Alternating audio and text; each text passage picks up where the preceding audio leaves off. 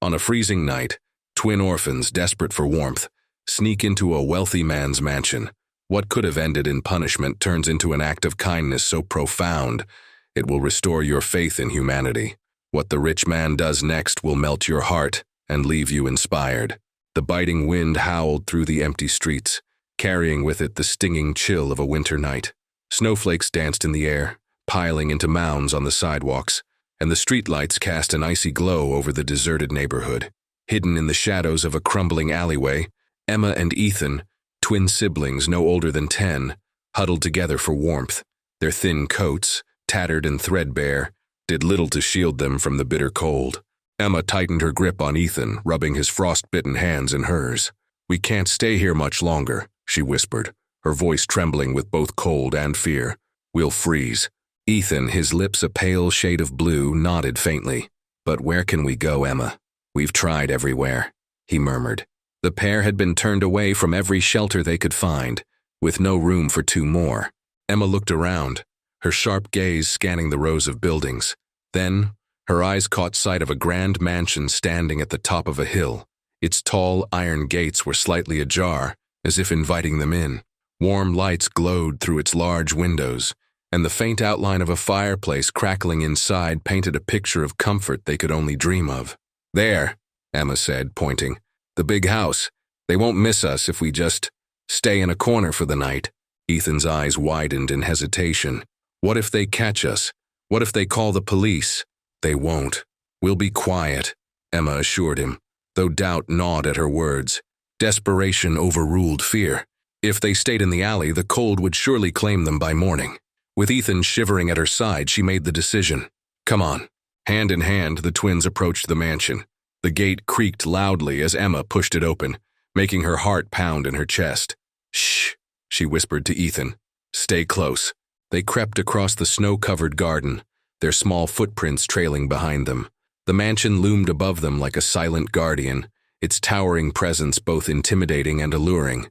Emma spotted a back door that had been left slightly ajar, perhaps by a careless servant, and she seized the opportunity. With a quiet but determined push, the door opened, and the twins slipped inside. Warmth enveloped them instantly, a sharp contrast to the freezing air outside. The scent of baked bread and roasted meat lingered faintly in the air, making their empty stomachs ache. Ethan stared wide-eyed at the opulence around them. Marble floors, intricate chandeliers, and walls adorned with paintings that seemed to tell stories of wealth and history. Emma tugged at his arm. "We can't stay here. Someone will see us. Let's find a quiet spot." The twins tiptoed through the mansion, their small frames blending into the shadows. They eventually found a nook near the fireplace in a grand living room. The crackling fire offered a warmth they hadn't felt in days, and for the first time that night, Ethan smiled faintly. "This feels like a dream," he whispered. Emma nodded, but her ears were perked for any sound of footsteps. They couldn't afford to let their guard down. "Just rest for a bit. We'll leave before anyone notices." As the twins settled into the cozy corner, the heavy front door of the mansion opened with a groan. Mr. Anderson, the mansion's owner, stepped inside, shaking snow off his expensive coat. His sharp, calculating eyes took in the scene.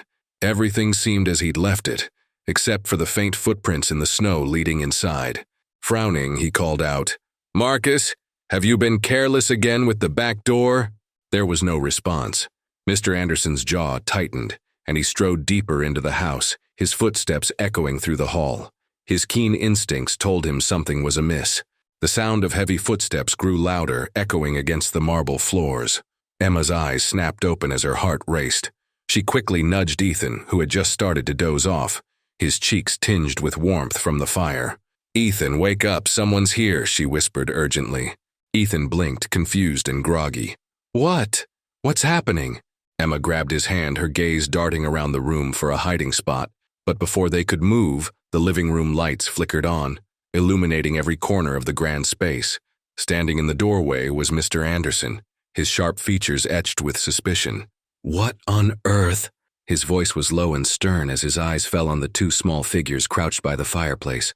His presence filled the room, and for a moment, neither Emma nor Ethan could find their voice. Emma instinctively stepped in front of Ethan, shielding him as if her small frame could protect them both. "We're sorry," she blurted out. her voice trembling. "We didn't mean to. We just needed a place to stay for the night." Mr. Anderson's piercing gaze softened slightly as he took in the sight of the two children. Their clothes were worn, their faces pale, and their eyes carried the weight of hardship far beyond their years. Still, he kept his tone firm. "Who are you, and why are you in my house?" "I'm Emma, and this is my brother Ethan," Emma said, trying to keep her voice steady. "We've been out in the cold all night. We didn't have anywhere else to go. We didn't mean any harm." Ethan clung to Emma's arm, his wide eyes fixed on Mr. Anderson. "We'll leave right now, sir. We're sorry for trespassing." Mr. Anderson crossed his arms, studying them carefully. There was no malice in their eyes, only fear and desperation. He took a deep breath, his expression softening. "You're lucky I'm the one who found you and not one of the staff.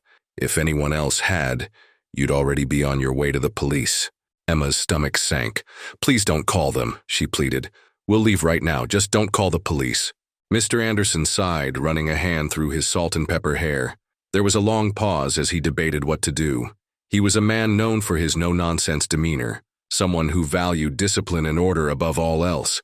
Yet, as he looked at the frightened children before him, he couldn't bring himself to follow through with the logical course of action. "Sit down," he said finally, motioning to the plush sofa nearby. Emma hesitated, unsure if she could trust him. Ethan tugged at her sleeve. "Emma, maybe we should listen," he whispered. Reluctantly, she guided Ethan to the sofa, and they sat down, their small frames barely making a dent in the oversized furniture. Mr. Anderson took a seat across from them, his posture rigid as he studied them further. "You're both clearly in a bad situation," he said. "Tell me the truth. Where are your parents?" Emma's throat tightened. She hesitated, her gaze dropping to the floor. "They're gone," she said softly. "Our mom passed away a year ago, and our dad, he left us. We've been on our own ever since." Ethan sniffled beside her, wiping his eyes with the back of his sleeve. "We tried to find help, but no one had room for us." Mr. Anderson felt a pang in his chest. He wasn't a sentimental man by any means, but the raw honesty in their voices stirred something within him. "You've been living on the streets this whole time?" Emma nodded. "We've been trying to manage, but it's been really hard. We didn't want to steal or hurt anyone. We just needed to get warm." Mr. Anderson leaned back in his chair, his mind racing.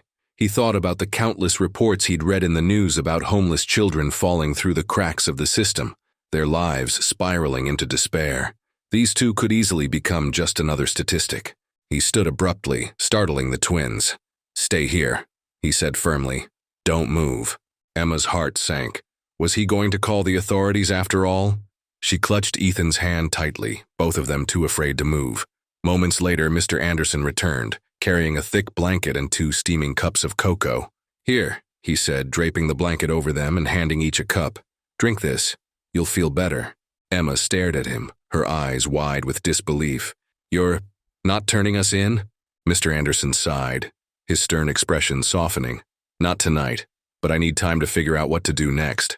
Ethan eagerly sipped the cocoa, the warmth spreading through his small body. "Thank you, sir," he said quietly, his voice full of gratitude. Emma hesitated before taking a sip, her trust in adults hard-won. "Why are you helping us?" she asked cautiously. Mr. Anderson looked at her, his expression unreadable. "Because everyone deserves a chance, and right now it looks like you need one more than anyone else." The warmth of the cocoa and the softness of the blanket began to ease Emma and Ethan's tension, but they remained wary. Emma's eyes followed Mr. Anderson as he sat back in his chair, his posture exuding authority, yet carrying an air of contemplation. "Emma, Ethan," Mr. Anderson began, his voice calm but firm. "I'm not the type to give handouts or make decisions lightly, but you've piqued my curiosity, and I'd like to know more about how you ended up in this situation." Emma glanced at Ethan, silently deciding how much she should reveal. She straightened her back, meeting Mr. Anderson's gaze with a mixture of courage and vulnerability. "After our mom passed, we stayed with our dad for a while," she began. Her voice wavered, but she pushed on. He couldn't handle it. He started drinking, and he left one day and didn't come back." Ethan's small voice chimed in, his words punctuated by quiet sniffles. "We waited for him, but he never came back. We didn't know where else to go." Emma placed a comforting hand on Ethan's shoulder, shielding him with her presence as much as she could. "We tried to stay in shelters," she continued, "but they were always full. We've been moving from place to place, doing whatever we can to survive." Mr. Anderson's stern facade didn't falter, but his eyes betrayed a flicker of empathy. He crossed his arms, leaning forward slightly. "How old are you both?" "I'm 14, Emma answered. "Ethan just turned 8. 14 and 8, Mr. Anderson repeated, his tone heavy with thought. "And you've been looking after him all this time?" Emma nodded. "He's my little brother. It's my job to protect him." Mr. Anderson's gaze lingered on her for a moment longer before he leaned back in his chair. There was something in her defiant resilience that reminded him of someone he used to know, someone who had once been a central part of his life. "I wasn't always a businessman, you know," Mr. Anderson said, his voice softer now. The admission caught Emma off guard, and she raised an eyebrow. "A long time ago, I had nothing. Grew up in a small town with barely enough to eat and a roof that leaked every time it rained. I had to fight for everything I have today." Ethan's eyes widened. "You were poor too?" Mr. Anderson nodded. "Poorer than you could imagine, but I had someone who believed in me, someone who gave me a chance when no one else would. Without that person, I wouldn't be here." Emma's suspicion didn't waver entirely, but a flicker of curiosity sparked in her gaze. "Why are you telling us this?" "Because I know what it's like to feel invisible," he replied, his tone solemn. "To think the world's forgotten you. I'm telling you because I see a bit of myself in you, Emma." His words hung in the air, and for the first time Emma's guarded expression softened. She hadn't expected compassion from someone like him, a man who clearly had everything. The contrast between their lives was stark, yet there was something genuine in his tone that made her want to believe him. Ethan looked at Mr. Anderson with wide, hopeful eyes. "Does that mean you're going to help us?" Mr. Anderson's lips pressed into a thin line as he considered his next words. "I'll help you," he said finally, "but on one condition." Emma tensed, her defenses snapping back into place. "What condition?" "That you both trust me," Mr. Anderson said, his voice firm. "I'm not saying it'll be easy, and I'm not promising a perfect solution, but if you're willing to work with me, I'll do what I can to get you back on your feet." Emma hesitated. Trust wasn't something she gave freely, especially not to strangers. But the alternative, a life of endless uncertainty and hardship, wasn't something she wanted for Ethan. She glanced at her brother, who was looking at her with pleading eyes. "Emma," he whispered, "please, let's try." Emma swallowed her doubt, nodding reluctantly. "Okay, we'll trust you." Mr. Anderson stood, his commanding presence filling the room. "Good.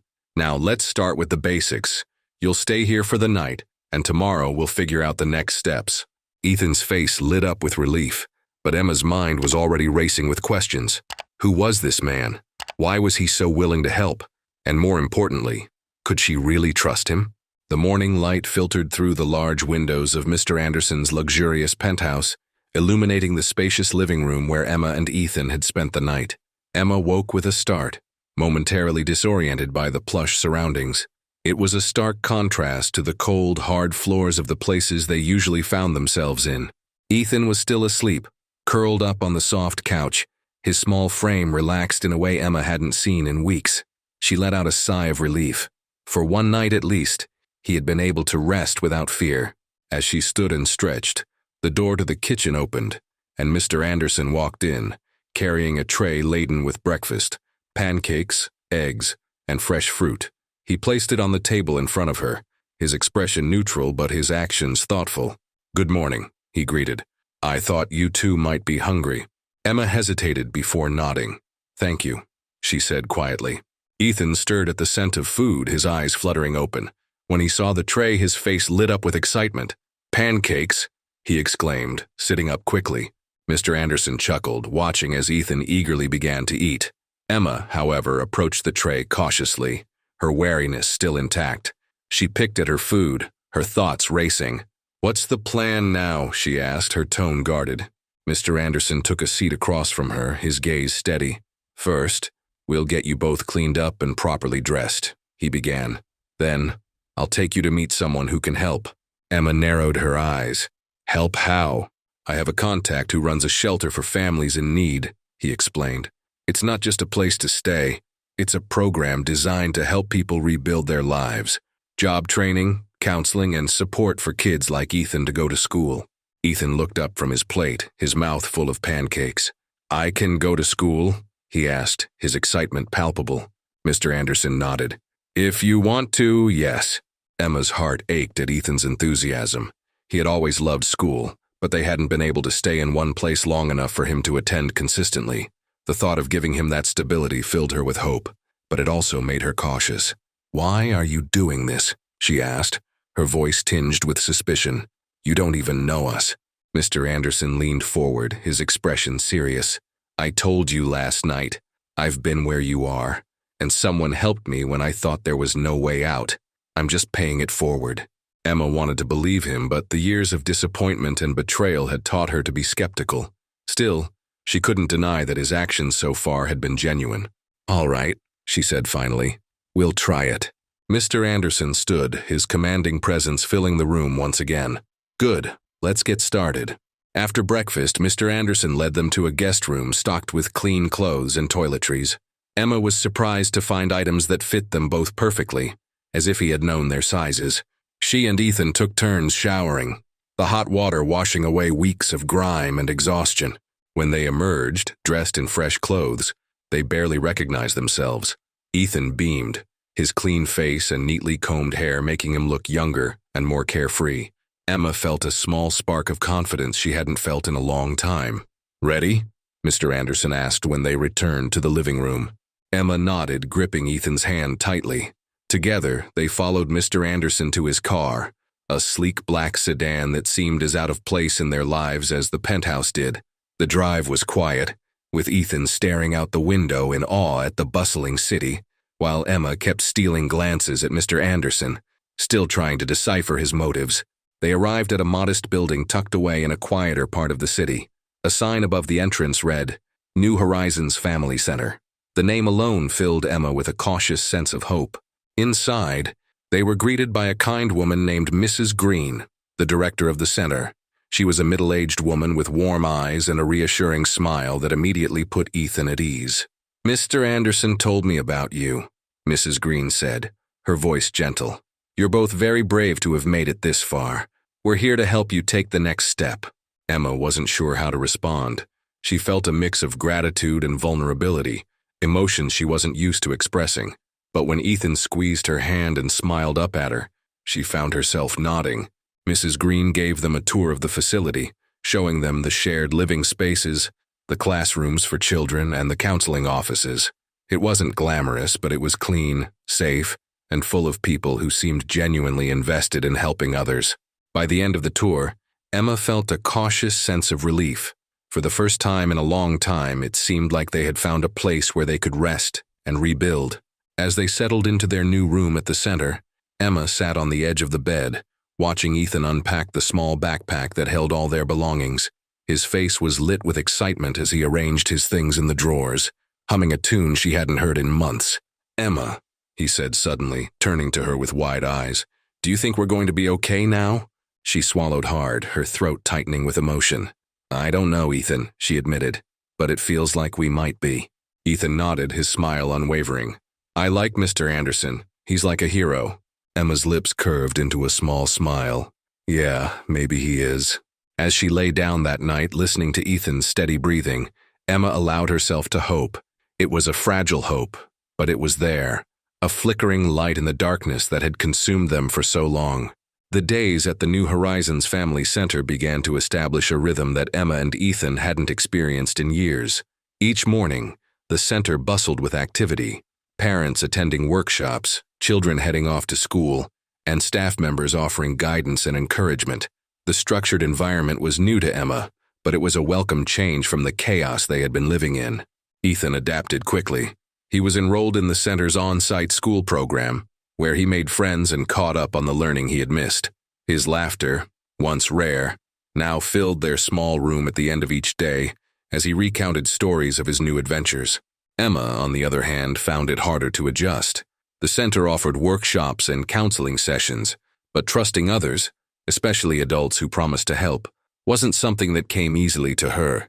Years of disappointment had built walls around her heart, and while she appreciated the safety of the center, she kept waiting for the other shoe to drop. Mrs. Green, the center's director, noticed Emma's hesitancy and approached her one afternoon during a quiet moment in the common area. "Emma," she said, sitting down beside her, "how are you settling in?" Emma hesitated, her gaze fixed on the book in her lap. "It's fine," she replied simply. Mrs. Green smiled gently. "I know this is a big change for both of you, and I know it's not easy to trust people after everything you've been through." Emma looked up, surprised by Mrs. Green's insight. "It's just hard," she admitted. "Every time someone said they'd help us before, it ended up making things worse." Mrs. Green nodded. "That's understandable, but I want you to know that we're here for the long haul. We're not going to let you down." Emma's eyes searched Mrs. Green's face, trying to find any hint of insincerity, but she saw only kindness. For the first time, she allowed herself to believe that maybe, just maybe, these people were different. Meanwhile, Mr. Anderson continued to check in on Emma and Ethan regularly. He wasn't just a benefactor, he was genuinely invested in their well-being. Every few days, he would stop by the center, bringing small gifts for Ethan, or updates on job opportunities for Emma. During one visit, he sat down with Emma in the courtyard while Ethan played with the other children. "How are things going here?" he asked. Emma shrugged, her guarded nature still intact. "Ethan loves it. He's doing great." "And you?" Mr. Anderson pressed gently. She hesitated, unsure of how much to share. "I'm trying. It's just hard to believe this is real." Mr. Anderson nodded thoughtfully. "I understand. Trust isn't built overnight, but I can tell you this. I believe in you, Emma. You're stronger than you know." His words struck a chord in her, but she didn't know how to respond. Instead, she looked away, watching Ethan laugh as he chased a ball across the grass. A part of her wanted to believe Mr. Anderson, but the scars of the past weren't so easily erased. As weeks turned into months, Emma began to open up more. She attended counseling sessions at the center, where she learned to process the trauma of her past and rebuild her confidence. The counselors encouraged her to think about her future, what she wanted to do, who she wanted to become. "I don't know," Emma admitted during one session. "All I've ever done is take care of Ethan. I don't even know what I'm good at." The counselor smiled encouragingly. "Taking care of someone is no small thing, Emma. It shows resilience, compassion, and strength. Those are qualities that can take you far." The idea of a future, a real future, was both thrilling and terrifying. Emma had spent so long in survival mode that the thought of dreaming about anything more felt foreign. But slowly, she began to consider the possibilities. One evening, after Ethan had fallen asleep, Emma sat at the small desk in their room, jotting down ideas on a piece of paper. She thought about the things she had always been curious about: writing, working with children, maybe even becoming a teacher someday. The list felt like a small victory, a step toward believing that she could have a life beyond the struggles that had defined her so far. Mr. Anderson noticed the changes in Emma. During one of his visits, he pulled her aside. "You seem different," he observed. "More hopeful." Emma nodded, a faint smile tugging at her lips. "I guess I am. It's still hard to trust, but things are better. Ethan's happy, and that means everything to me." Mr. Anderson's expression softened. "You've done an incredible job taking care of him, Emma, but now it's time to take care of yourself too." His words lingered in her mind long after he left. For so long, her focus had been on Ethan, and she had pushed her own needs aside. But now, for the first time, she allowed herself to believe that she deserved happiness too. As Emma and Ethan continued to thrive at the center, they became part of a community, a network of people who understood their struggles and supported their growth. Emma made friends with other residents, shared her story during group sessions, and even began helping out with the younger children at the center's daycare. One evening, as she tucked Ethan into bed, he looked up at her with wide, hopeful eyes. "Emma, do you think we'll be okay now?" She brushed a strand of hair from his forehead and smiled. "I think we will, Ethan. I really think we will." For the first time in years, Emma felt a sense of peace. It wasn't perfect, and there were still challenges ahead, but they were no longer alone. They had a place to call home, people who cared about them, and a future that was beginning to take shape. The community at New Horizons Family Center became more than just a safe haven for Emma and Ethan. It became a place of transformation. With every passing week, Emma felt herself shedding the layers of fear and self-doubt that had weighed her down for so long. She began to see not only a future for Ethan, but also for herself. One morning, as Emma helped set up a breakfast table for the residents, Mrs. Green approached her with a warm smile. "Emma, do you have a moment?" Emma wiped her hands on her apron and nodded. "Of course." Mrs. Green led her to the office where a folder sat on the desk. "We've been observing how much you've grown here, Emma," she began. "Your resilience, your willingness to help others, and your natural ability with children. These are remarkable qualities. I wanted to discuss an opportunity with you." Emma tilted her head in curiosity. "An opportunity?" Mrs. Green opened the folder, revealing a flyer for a child development program at a nearby community college. "We have partnerships with organizations that help our residents further their education. I thought this might be something you'd consider." Emma's heart skipped a beat. She stared at the flyer, the words blurring as a mix of excitement and self-doubt swirled within her. I've never even thought about going to college," she admitted. "Do you think I could do it?" Mrs. Green reached across the desk and placed a comforting hand on Emma's. "Absolutely. You've already proven how capable you are. This program would allow you to build on your natural talents and create a stable future for yourself and Ethan." The idea consumed Emma's thoughts for days. She couldn't shake the feeling that this could be the fresh start she had always longed for. But there were also doubts. Who would take care of Ethan while she attended classes? Could she really balance school, motherhood, and the responsibilities of rebuilding their lives? During Mr. Anderson's next visit, Emma shared her concerns. "Mrs. Green thinks I should enroll in a child development program," she said hesitantly, "but I don't know if I can handle it." Mr. Anderson listened intently, his expression thoughtful. "Emma, you've already faced challenges most people can't imagine. If anyone can juggle these responsibilities, it's you, and you won't be doing it alone. The center and I are here to support you every step of the way." His unwavering confidence in her sparked something within Emma. For so long, she had carried the burden of their struggles alone. The thought of having a support system to lean on felt both foreign and liberating. Determined to take the next step, Emma enrolled in the program. The first day of class was daunting. She walked into the lecture hall clutching her notebook, her nerves on edge as she took a seat near the back. The professor, a kind woman with years of experience in early childhood education, greeted the class warmly and began outlining the semester's curriculum. As the weeks progressed, Emma found herself enthralled by the coursework. She learned about child psychology, educational techniques, and the importance of creating nurturing environments for children. The material resonated deeply with her own experiences, and she began to see how her journey could inspire and guide others. Ethan was her biggest cheerleader. Each evening, as they sat together at the small desk in their room, he would color while she studied. "Are you going to be a teacher, Emma?" he asked one night, his voice filled with admiration. Emma smiled, ruffling his hair. "Maybe one day. For now, I'm just trying to learn as much as I can." Back at the center, Emma's newfound confidence began to shine. She started volunteering more with the daycare program, applying what she was learning in her classes. The children adored her, and the staff noticed her growing skills. "You have a gift, Emma," one of the daycare workers remarked. "The kids light up around you, and you've got a way of understanding them that's rare." Emma blushed at the compliment, but deep down she felt a sense of pride. For the first time in her life, she wasn't just surviving, she was thriving. One afternoon, Mrs. Green called Emma into her office again. "Emma, I have some wonderful news," she said, beaming. "We've been looking for an assistant in the daycare program, and I'd like to offer you the position." Emma's eyes widened in disbelief. "Are you serious? Me?" "Absolutely," Mrs. Green replied. "You've shown incredible dedication and talent. This is a chance to gain hands-on experience and earn a little extra income while you continue your education." Tears welled up in Emma's eyes as she nodded. "Thank you. Thank you so much." The job brought a sense of purpose and stability to Emma's life.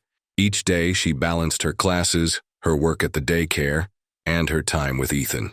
It wasn't easy, but the support of the center and the encouragement from Mr. Anderson made all the difference. Mr. Anderson continued to check in regularly, his visits a source of comfort and inspiration.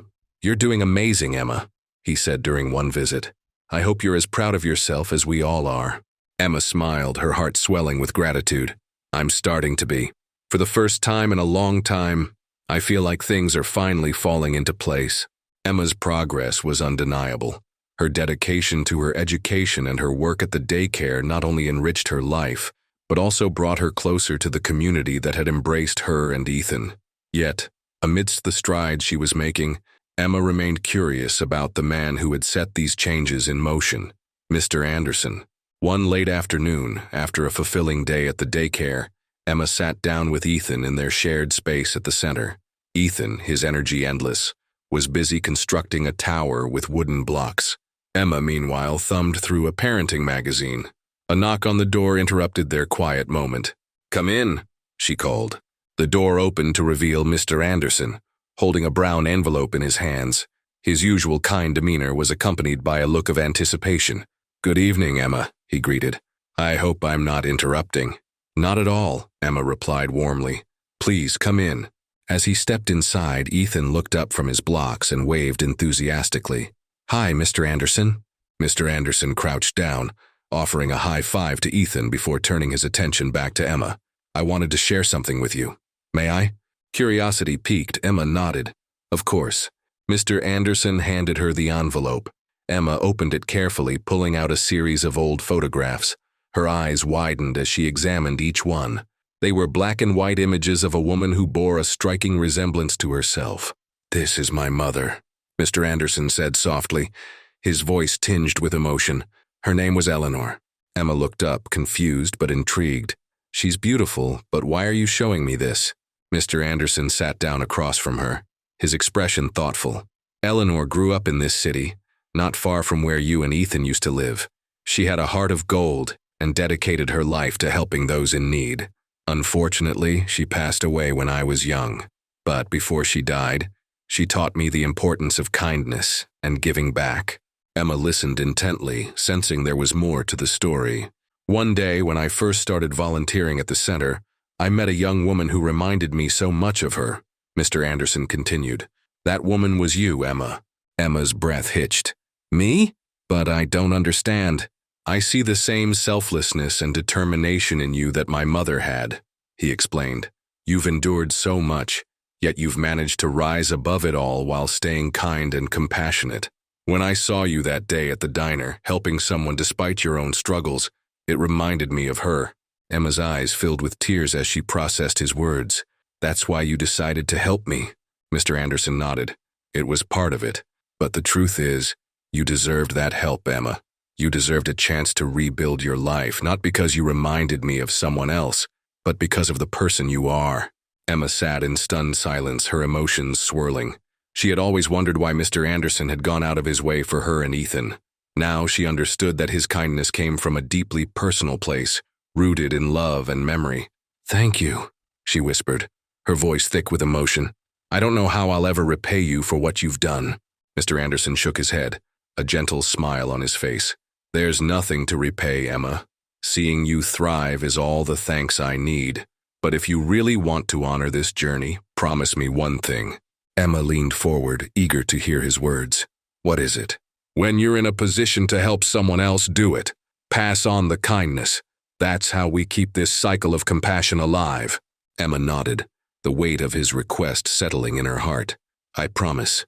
Their conversation marked a turning point in Emma's life. From that day on, she carried Mr. Anderson's story and Eleanor's legacy with her. It gave her a sense of purpose beyond her immediate goals, inspiring her to dream bigger and think about the impact she could have on others. Later that evening, as Emma tucked Ethan into bed, he looked up at her with sleepy eyes. "Mommy, are we happy now?" Emma smiled, brushing a strand of hair from his forehead. "Yes, sweetheart, we are, and we're going to keep making things even better." As Ethan drifted off to sleep, Emma sat by the window, gazing out at the city lights. For the first time in years, she felt a deep sense of peace and gratitude. Her path had been filled with hardships, but it had also brought her to a place of hope and transformation.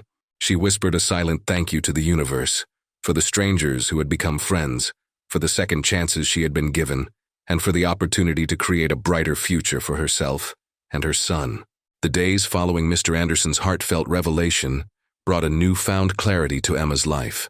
She felt as if her world had expanded, not just through the opportunities she had been given, but through the understanding of how her story intertwined with the lives of others. It wasn't just about her and Ethan anymore. It was about building a legacy, much like Mr. Anderson's mother Eleanor had done. As Emma settled into her routine at the daycare, she found herself reflecting more on her own journey. Her struggles and triumphs had shaped her, and now she felt compelled to share her story. The daycare had become a place where she not only cared for children, but also connected deeply with their families. She began to see her work as more than just a job. It was a chance to inspire hope and show others that change was possible. One afternoon, as Emma prepared snacks for the children, the director of the daycare, Mrs. Jensen, approached her with a clipboard. Her warm smile hinted at good news. "Emma," Mrs. Jensen began, "I've been meaning to talk to you. We've been so impressed with the work you've done here. The children adore you, and the parents have nothing but positive things to say." Emma felt a blush rise to her cheeks. "Thank you, Mrs. Jensen. That means a lot to me." Mrs. Jensen held out the clipboard. "We're expanding the daycare to include an after-school program for older children, and I think you'd be perfect to help run it. You've shown great leadership and empathy, and I believe you'd bring a lot to the role." Emma stared at the clipboard, the words blurring slightly as her mind raced. It was an opportunity she hadn't expected, but one that filled her with excitement. "I'd love to," she replied, her voice steady despite the fluttering in her chest. "Thank you for trusting me with this." As she signed the document, Emma felt a surge of pride. This was more than a promotion. It was a symbol of her growth and the trust others now placed in her. That evening, she shared the news with Mr. Anderson over tea. His face lit up with pride as she recounted the conversation with Mrs. Jensen. "Emma, that's wonderful," he said, raising his cup in a toast. "This is just the beginning for you." Emma smiled, the weight of his belief in her settling warmly in her chest. "I couldn't have done any of this without you. Thank you for seeing something in me when I couldn't see it myself." Mr. Anderson shook his head, his expression thoughtful. "You've always had it within you, Emma. Sometimes, all it takes is for someone to remind us of our own strength." The after-school program launched 2 weeks later, and Emma threw herself into the role with enthusiasm. She planned activities that encouraged creativity and teamwork, drawing on her own experiences to connect with the children. It wasn't long before she became a favorite among the students, who admired her kindness and ability to listen. One day, as Emma organized an art project, a boy named Liam approached her hesitantly. He was new to the program and had been shy since his arrival. "Miss Emma," he began softly, "do you think people can really change?" Emma knelt to his level, her eyes meeting his. "I do, Liam. I think everyone has the power to change and grow. Sometimes all it takes is a little help and a lot of courage." Her words seemed to resonate with him, and as Liam returned to his seat, Emma realized how much her own journey had prepared her to offer those words of encouragement. She was becoming the kind of person she had needed during her darkest moments. Meanwhile, Ethan was thriving. The structured environment of the daycare had brought out the best in him, and he was making friends with ease. Emma often found herself watching him play with the other children, her heart swelling with gratitude for how far they had come. Ethan's teacher, Ms. Rivera, approached Emma one afternoon as she picked him up. "Ethan is such a bright boy," Ms. Rivera said with a smile. "He has a natural curiosity and a kind heart. I can tell he's going to do great things." Emma's eyes welled with tears at the compliment. "Thank you, Ms. Rivera. That means so much to me." As they walked home, Ethan chattered excitedly about his day, his energy infectious. Emma held his hand tightly, silently promising herself that she would do everything in her power to nurture his potential. One quiet evening, Emma sat at her desk, a cup of tea in hand. She opened her journal, something she had kept sporadically over the years, and began to write. This time, her words weren't filled with despair or uncertainty. They were filled with hope. She wrote about her journey, the people who had helped her, and the lessons she had learned. As the words flowed, an idea began to form in her mind. What if she could share her story with a larger audience? What if her experiences could inspire others to keep going, even when life seemed insurmountable? The next morning, Emma approached Mr. Anderson with her idea. He listened intently, his expression thoughtful. "I think it's a wonderful idea, Emma," he said. "Your story has the power to inspire. I know it's not easy to put yourself out there, but I believe in you." With his encouragement, Emma began drafting a speech, one that she hoped to share at local community events. She poured her heart into it, weaving her journey with lessons of resilience and kindness. Emma's first speaking engagement was at the daycare's annual fundraiser. Standing in front of a room full of parents, teachers, and community members, she felt a familiar nervousness creep in. But as she looked out at the faces of those who had supported her, she found the strength to begin. "Good evening, everyone," she started, her voice steady. "A year ago, I never imagined I'd be standing here sharing my story with all of you. Life has a way of surprising us, of testing our limits, and sometimes of showing us just how strong we can be." Her words resonated with the audience, who listened intently as she recounted her journey. When she finished, the room erupted in applause, and Emma felt a sense of fulfillment she hadn't known before. That night, as she and Ethan walked home, Emma felt a deep sense of gratitude. Her life had transformed in ways she never imagined, and she knew it was only the beginning. She had found her purpose, not just in providing for her son, but in sharing her story to inspire others to believe in second chances and the power of kindness. Emma's story began to ripple through the community, touching lives in ways she hadn't anticipated. Her speech at the daycare fundraiser not only raised a record amount for the program, but also inspired several attendees to step forward with offers of support, mentorship, and opportunities. Among them was a woman named Claire, a local journalist who had been moved by Emma's authenticity. "Emma," Claire said after the event, approaching her with a warm smile, "your story is extraordinary. I'd love to write a feature about you for our community magazine. I think people need to hear this." Emma hesitated. She wasn't used to being in the spotlight, and the idea of sharing her story on a larger platform felt daunting. But then she thought of all the times she had been scared and persevered anyway. "I'd be honored," she replied, her voice steady despite her nerves. The article was published a month later under the title, "From Struggle to Strength: One Woman's Journey of Resilience and Hope." It included photos of Emma at the daycare, a smiling Ethan, and a candid shot of her speaking at the fundraiser. The piece highlighted not only her journey but also the importance of community support in helping people rebuild their lives. The response was overwhelming. Readers sent letters and emails, sharing their own stories of struggle and expressing how Emma's courage had inspired them. Local organizations reached out, asking Emma to speak at their events. Even a small publishing house approached her with an idea for a book. Emma was floored. She had never seen herself as a writer or a public figure. She was just a mother trying to make a better life for her son. But now it seemed she had the chance to make an even bigger impact. "Do you think I can do this?" she asked Mr. Anderson one evening, showing him the emails and offers she had received. Mr. Anderson chuckled, his eyes twinkling with pride.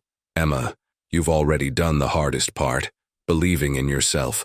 The rest is just sharing what you've learned. And trust me, people will listen." Encouraged, Emma began working on a manuscript. Writing was challenging, but it was also cathartic. She poured her heart into each page, recounting her darkest moments and the people who had lifted her out of them. She wrote about Mr. Anderson's kindness, the transformative power of community, and the unyielding love she had for Ethan. Through this process, Emma discovered a strength she hadn't fully realized she possessed. She wasn't just a survivor, she was a storyteller, a mentor, and a beacon of hope. Meanwhile, Ethan continued to thrive. His teachers noted his enthusiasm for learning and his knack for helping classmates. It seemed he had inherited Emma's compassion and resilience. One afternoon, as they worked on a school project together, Ethan looked up at Emma with a thoughtful expression. "Mom," he said, "you always tell me to help people because it's the right thing to do. Is that what Mr. Anderson did for you?" Emma paused, her heart swelling with emotion. "Yes, Ethan. That's exactly what he did, and now we get to do the same for others." The daycare's after-school program became a hub for Emma's initiatives. She started a mentorship group for parents who were struggling, offering them guidance and a listening ear. She partnered with local nonprofits to provide resources for families in need. The program became more than a place for children. It became a lifeline for the community. One day, as Emma set up for a meeting, a familiar figure walked through the door. It was Jane, the waitress who had mocked her for helping Ethan that fateful day. "Hi, Emma," Jane said hesitantly, her eyes downcast. I saw the article about you. I've been thinking a lot about what happened back then. I just wanted to say I'm sorry. I was wrong, and you were brave." Emma was taken aback but quickly recovered. "Thank you, Jane. It takes courage to admit when we're wrong. I appreciate you coming here. Jane nodded, her voice trembling. I've been struggling myself lately, and seeing what you've done, it's given me hope. I was wondering if I could join your mentorship group. Emma smiled, her heart filled with compassion. Of course, Jane. We're all here to help each other. Jane's presence in the group marked a turning point for Emma. It was a reminder that kindness had a ripple effect, reaching places she could never have anticipated. As Emma's manuscript neared completion, she reflected on the journey that had brought her here. Every struggle, every challenge, every act of kindness. It had all led to this moment. She thought of Ethan, Mr. Anderson, and the countless people who had become part of her story. Each of them had played a role in shaping her path.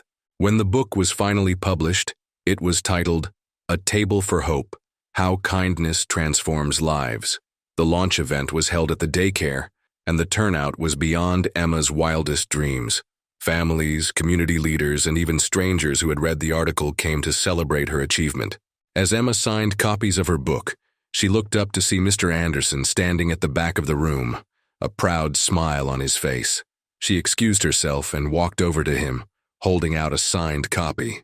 "This is for you," she said, her voice thick with emotion. "None of this would have been possible without you."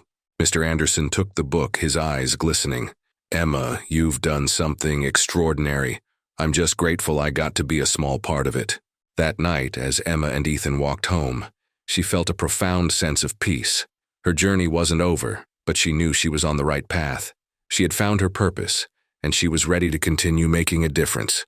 One story, one act of kindness, and one ripple at a time. Emma's story didn't just touch her local community. It began to spread far beyond. As her book gained attention, invitations poured in for her to speak at events, conferences, and schools. Each time she shared her journey with honesty and vulnerability, reminding audiences of the power of compassion and the incredible changes it could spark. One of her most significant speaking engagements came at a national nonprofit summit in Washington, D.C. The audience included influential leaders, philanthropists, and policymakers. As Emma stood on the grand stage, she felt a wave of nerves wash over her. But then she thought of Ethan, the boy who had changed her life, and the countless others who had supported her journey. They were the reason she was here. Emma began her speech with a simple but powerful statement. Kindness doesn't just change lives, it saves them. I'm standing here today because someone believed in me when I didn't believe in myself. She recounted the pivotal moments of her story, meeting Ethan, her struggles as a waitress, and the life-changing encounter with Mr. Anderson. Her words resonated deeply, and by the end of her speech, the audience gave her a standing ovation. After the event, Emma was approached by a representative from a national charity focused on eradicating homelessness. "Your story is exactly what we need to inspire people," the woman said. "We'd love to partner with you to create a program that helps homeless youth find mentors and support." Emma's heart raced at the idea. She had already seen the impact mentorship could have through her work at the daycare. This was an opportunity to scale that impact on a national level. "I'd love to be involved," she said, her voice filled with excitement. Back home, Emma shared the news with Ethan and Mr. Anderson. "This program could help so many kids like Ethan," she said, her eyes shining. "It's everything I've dreamed of." Mr. Anderson nodded, his expression thoughtful. "Emma, you've always had a gift for seeing potential in others. This is your chance to bring that gift to the world." Ethan grinned, wrapping his arms around her. "Mom, you're going to be amazing, just like you always are." The next few months were a whirlwind of planning and collaboration. Emma worked closely with the charity to design a program that paired homeless youth with mentors who could provide guidance, emotional support, and resources. They named the initiative the Kindness Network, a tribute to the ripple effect that small acts of compassion could create. Emma's role wasn't just as a figurehead. She was deeply involved in every aspect of the program, from recruiting mentors to meeting with potential donors. Her authenticity and passion drew people to the cause, and soon the Kindness Network was launched in cities across the country. The program's impact was immediate and profound. Young people who had been living on the streets found hope and stability through their mentors. Families were reunited, lives were rebuilt, and communities grew stronger. Emma often visited the local chapters, sharing her story and listening to the stories of the youth involved. One afternoon, At a chapter in Chicago, she met a young girl named Mia. Barely 15, Mia had been living in shelters for months after running away from an abusive home. Through the program, she had been paired with a mentor who helped her enroll in school and find a part-time job. "Thank you," Mia said, tears streaming down her face as she hugged Emma. "You gave me a chance when I thought I had none." Emma held her tightly, her heart full. "You're the one who's making it happen, Mia. You're brave and you're strong. Don't ever forget that." Moments like these reminded Emma why she had taken this path. Each success story fueled her determination to keep going. Even when the work felt overwhelming, she knew that every life changed was proof of the power of kindness. Back in her hometown, Emma's daycare program continued to thrive.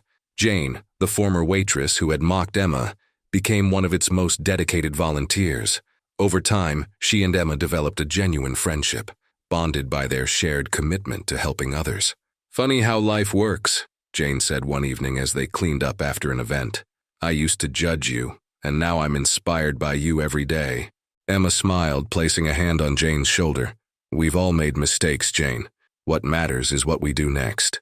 As the years passed, the Kindness Network grew into a national movement. Emma became a sought-after speaker and author, but she never let the recognition go to her head. For her, the work was never about fame. It was about making a difference. Ethan, now a young adult, often joined her at events, sharing his perspective on their journey. "My mom taught me that kindness is the greatest strength we have," he would say, "and I've seen how it can change everything." Their bond remained unbreakable, a testament to the love and resilience that had carried them through their darkest days. One day, as Emma prepared for yet another event, Mr. Anderson visited her at the daycare. He looked around the bustling space, filled with children laughing and parents chatting, and smiled. "You've built something incredible here, Emma," he said, his voice filled with pride. "But more than that, you've shown people what's possible when you believe in someone." Emma hugged him, her eyes brimming with gratitude. "I couldn't have done any of this without you, Mr. Anderson. You were the one who showed me what kindness looks like." The story of Emma and Ethan became a legend in their community, a symbol of hope and resilience. The park bench where they had first met was later adorned with a plaque, engraved with the words, "Kindness changes everything." Emma often brought Ethan there, sitting together and reflecting on how far they had come. As they watched the world go by, they were reminded of the incredible journey that had started with a single meal and a simple act of compassion. For Emma, the work would never be done, but she wouldn't have it any other way. She had discovered her purpose, and she was ready to keep spreading kindness, one life at a time. Thank you for watching. If this story moved you, don't forget to like, subscribe, and share your thoughts in the comments, or thoughts in the comments, or thoughts in the comments.